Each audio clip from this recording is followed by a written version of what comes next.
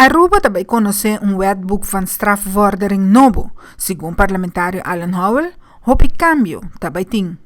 Nós mira que tem bastante artículo a cambiar de wetboek van strafvordering, que pelo menos quase 6 pico artículo a cambia drasticamente. Ora, com mi mês a apresentação, mi mês ter admitir que mi mês que da boca abrir rato para sobrar coisas que também tá algo sério. E nesse mês também nós fazemos uma petição na minha justiça passar com e também que saque de outro. No momento que o wetboek novo está claro, tur police, tur persona que está atrás de justiça, tur educador na opleidingsschool, meester está na altura de tur cambio. E artículo aqui, para não me se vai muito deep de strafvordering aqui, nós mira verdade que o artículo aqui está facilitar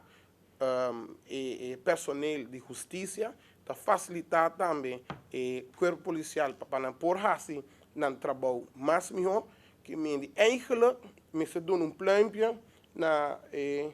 não que tá a forma parte para direita of cambia o wetboek van strafvordering aqui pluimpje também na ministra de justiça para acelerar o processo aqui sobre o wetboek van strafvordering aqui seguro vai usar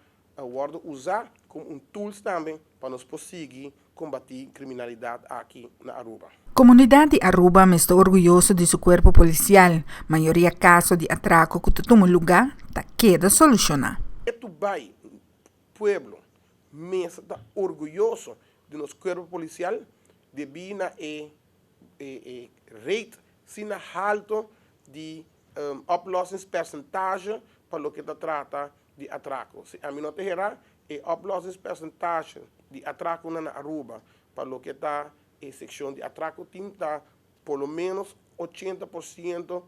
de casos não resolvidos. O que tu vai também um recorde seguro de corpo policial do Caribe. Último tempo aqui que nós começamos a roupa de pessoas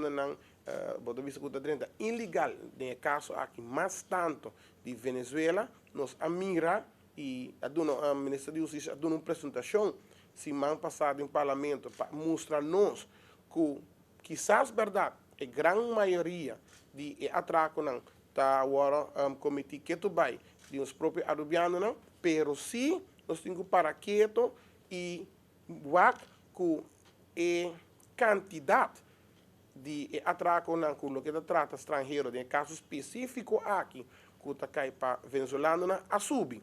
e isso aí então tem que alarmante para sobre se me nota gerar a ministra de Justiça mostra-nos cifras que hasta uma terceira parte acaba de atraco aqui agora cometi acaba de estrangeiro não inclusive mas tanto venezuelano não